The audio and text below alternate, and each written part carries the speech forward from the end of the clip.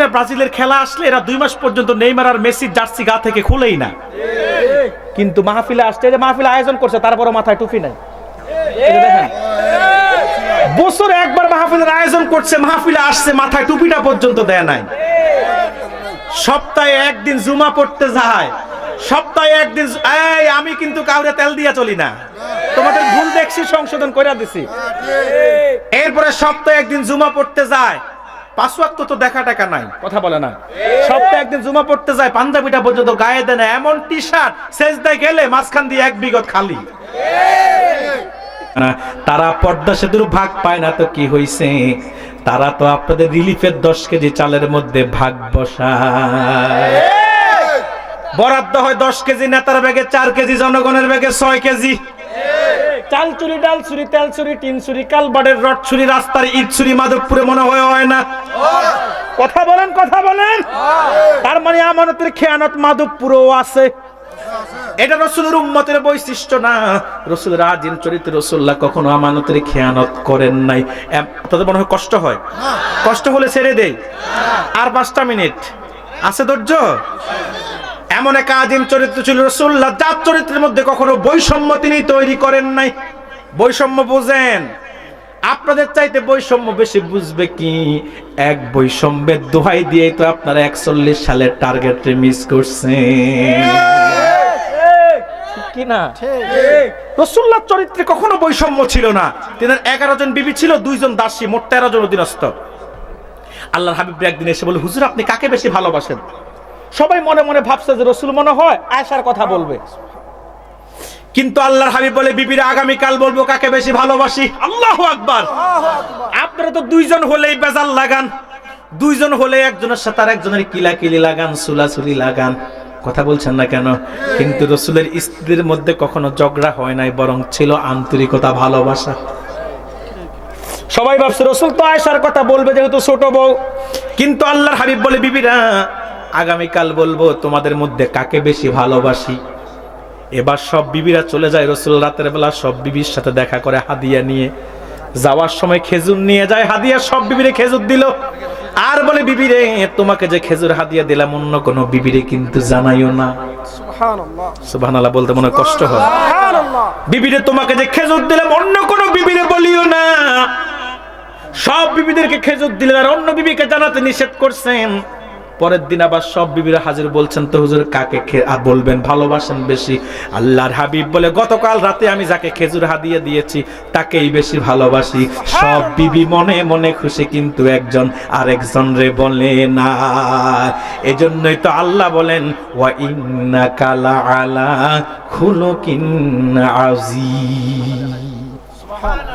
কি আজিম চরিত্র! যদি রেফারেন্স দিতে যাই সারা রাত দিতে পারবো, তবে আজকে বাড়াবো না। এমন আজিম চরিত্র, সুবহানাল্লাহ, সুবহানাল্লাহ। কিন্তু দুঃখজনক হলো সত্য, উম্মত সেটা গ্রহণ করে নাই। আমরা গ্রহণ করছি কাদেরটা জানেন? Abraham Lincoln, George Washington, Socrates, Lenin, Pythagoras, Hitler, Karl Marx, Hugo Chavez, Bertrand Russell, Shakespeare, Rabindranath Thakur. এরপরে নেইমার, মেসি, মোসা, মাসি, আর কি আছে? হ্যাঁ,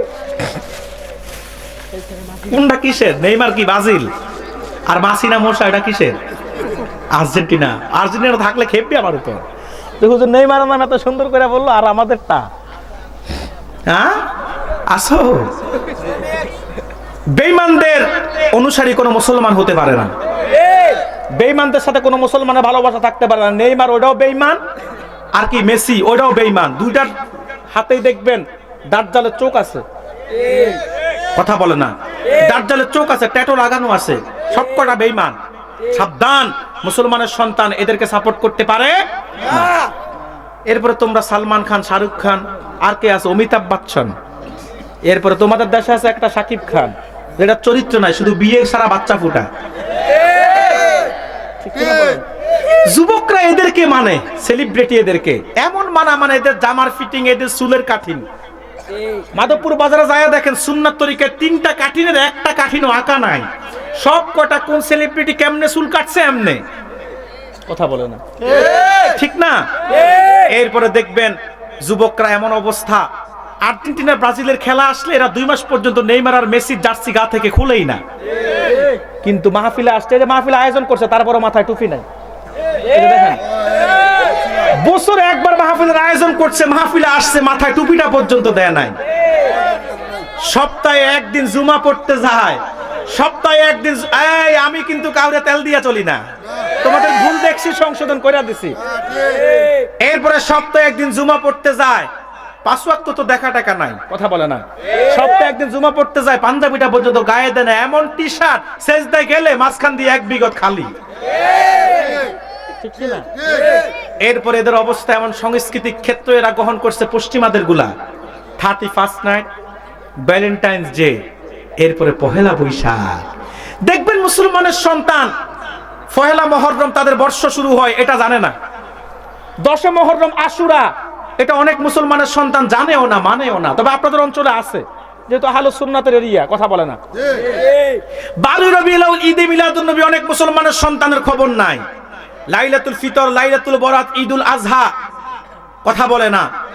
এরপরে লাইলাতুল মেরাজ, এগুলা পালনের সুন্নাত তরিকা কি সেটাও জানে না। বাজায় তো ডিজে, পিকআপ একটা ভাড়া নিয়ে ডেস্কের দুটা তুলা, এরপরে ডিজে বাজায়, রূপবানে নাচে, কি ধুলাইয়া, হ্যাঁ আছে না, আছে না? এই হচ্ছে যুবকদের সংস্কৃতি পালন। এরপরে এরা বছর শুরু করে আপনার আতশবাজি ফুটাইয়া, ফানুস উড়াইয়া, করে নাই 31 ডিসেম্বর, কথা বলে না। এরপরে আবার ভ্যালেন্টাইন ডেতে প্রেমিক প্রেমিকারে ভালোবাসা আদান প্রদান করে, পার্কে যায়, এরপরে হোটেল রেস্তোরাঁ যাইয়া দুনিয়ার আকাম কুকাম সব করে। আমি তো ডাইরেক্টলি বলি, আজকে 100 জনের মধ্যে 90 জন যুবক বাসরাতে তার স্ত্রীকে বুকে হাত দিয়ে বলতে পারবে না যে আমি পরিপূর্ণ তোমার যৌবনের আমানত রক্ষা করেছি, কথা বলেন। 100টার মধ্যে 90টা নারী স্বামীকে বুকে হাত দিয়ে বলতে পারবে না বাসর রাতে যে স্বামী আমি সতীত্ব নিয়ে তোমার কাছে হাজির হয়েছি। আজকে আমাদের দেশের সমাজ সংস্কৃতি চলাফেরা এমন হয়েছে, ভার্জিনিটি বিয়ের আগেই শেষ। এটা চরম বাস্তব কথা, কথা বলে না। সব জায়গায় যান, জাপলং ঘুরতে যান, নারী পুরুষ একসাথে জোড়ায় জোড়ায় আছে।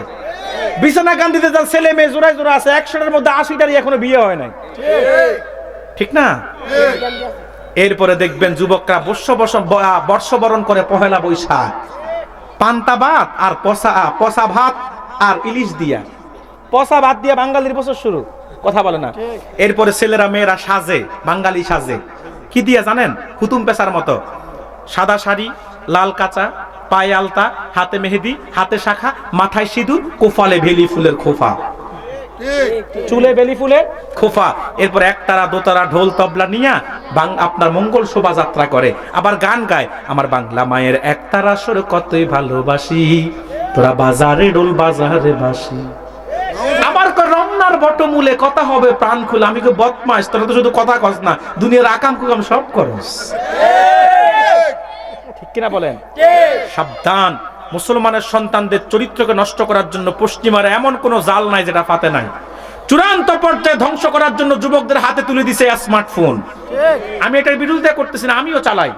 তবে পজিটিভ দিক 10 জনের কাছে থাকলে 90 জনের নেগেটিভ দিক। কয়জন ইউটিউবে চার্জ দিয়ে হুজুরদের ওয়াজ শুনে? সব তো হলিউড বলিউডের মুভি দেখে, কথা বলে না।